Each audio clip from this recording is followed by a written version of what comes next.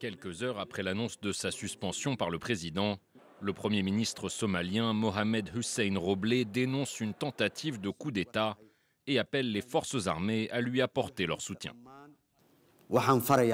J'ordonne à toutes les forces nationales somaliennes de travailler sous le commandement du bureau du Premier ministre à partir d'aujourd'hui. C'est le dernier chapitre d'un bras de fer au sommet de l'État somalien, un conflit entre le président et le Premier ministre qui menace de déstabiliser le pays.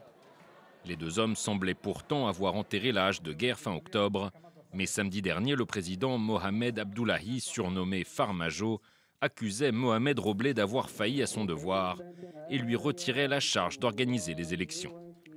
Une décision contestée par le Premier ministre qui dénonçait une entrave au processus électoral avant d'être suspendu lundi.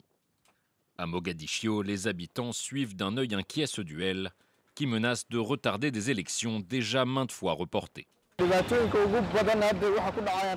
Nous étions enfin en train de faire des progrès. On ne veut pas reculer. Nous demandons au président et au Premier ministre de régler leur conflit entre eux. Alors que ces dirigeants s'affrontent, la Somalie peine à sortir de l'impasse électorale. 10 mois après la fin officielle du mandat de Farmajo, le pays semble encore loin d'élire son prochain président.